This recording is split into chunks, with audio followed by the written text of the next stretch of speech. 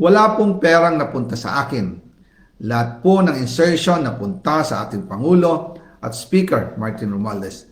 Ako lang at ang aking mga tao, sila Paul Estrada, Mark Tiksay, at ang aking mga security ang nag-deliver papunta sa bahay nila Pangulong Bongbong Marcos at Speaker Martin Romualdez sa North Forbes Park, South Forbes Park, hanggang sa Malacanang. Naku, nakakaduda rin talaga itong si former Executive Secretary Lucas Bersamin. Bakit?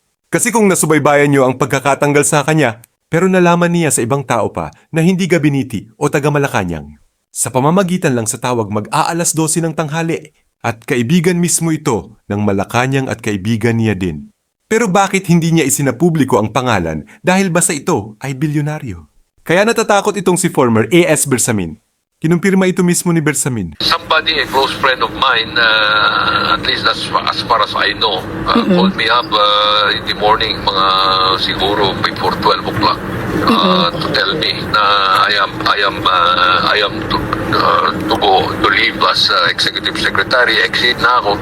So sabi ko, walang problema yan. I will accept that because I'm only serving at the pleasure of the president. At after na matanggal itong si Bersamin, nagkausap daw sila ng Pangulo at wala naman siyang sakit ng loob. Asus, totoo ba? Nakausap pa nito si Pangulong Bongbong Marcos Lunes ng gabi matapos ang anunsyo ng palasyo na nagbitiw na siya sa pwesto. Hindi nito ibinahagi ang napag-usapan nila pero I felt bad somehow, no? But I am not going to waste time worrying about the nuance or the way they did it because maybe they were also under instruction or given the impression na mayroon akong resignation. Kasi may sinabi pa itong si Bersamin na the best pa daw ang Pangulo.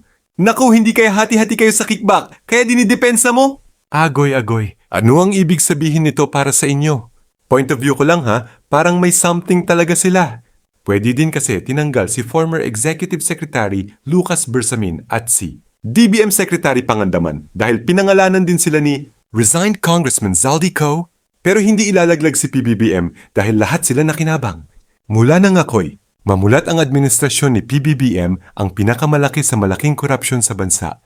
Kung inyong mapapansin bakit tila bang pinagtatakpan pa ang Pangulo ni former Executive Secretary Lucas Bersamin, bakit nga ba agoy baka naman may mga nakatagong sekreto sila? Kunyari tinanggal pero huwag magsalita dahil lahat ay sabit dahil nakinabang. Kunyari tinanggal ang DBM si Pangandaman at Bersamin dahil nga pinangalanan ni resigned Congressman Zaldi Co. Pero paano naman ang Pangulo dahil pinangalanan din ni Congressman dati na si Zaldi? I informed the Speaker and asked clearance about the instructions ng Pangulo. At ang sabi niya, wala tayong magagawa. Kaya po nagtataka ako kung bakit sinasabi ni Pangulo na hindi niya makilala ang budget. Samantalang lahat na binawas at dinagdag sa mga ahensya ng gobyerno ay humihingi ng approval sa kanya si Sec. Mina Pangandaman. Bago namin ginawa o tinapos ni Senator Chis Escudero during the BICAM. Sinabi pa ni Sec. Mina, everything is cleared with the President. Basta importante, pasok ang pondo na request ng Pangulo. The following day, sinabi ni Sec. Mina, approve na si Presidente BBM sa lahat na binawasan na ahensya. Masaya na ang Pangulo dahil naipasok ang gusto niyang 100 billion insertion. Wala pong perang napunta sa akin. Lahat po ng insertion napunta sa ating Pangulo at Speaker Martin Romualdez.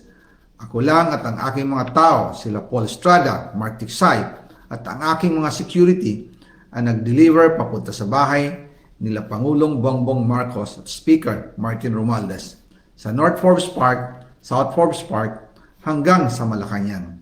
So, hindi ba ito iimbestigahan? Porket Pangulo ng Pilipinas?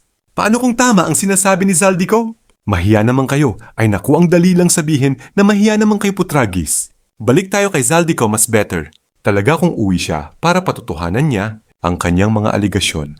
Hindi naman maganda kung magsasalita lang siya ng salita pero hindi niya ito paninindigan. Alam din kasi natin na madali ang magparatang pero mahirap patotohanan. Kaya kung ako kay Zaldi Co umuwi siya dahil alam mo naman pag ang balita social media lang ang pinanggalingan kahit ito ay totoo sasabihin pa na fake news. Kaya kung gusto talaga ni Zaldi, kung magkaroon ng saysay, ang kanyang mga sinasabi, dapat umuwi siya.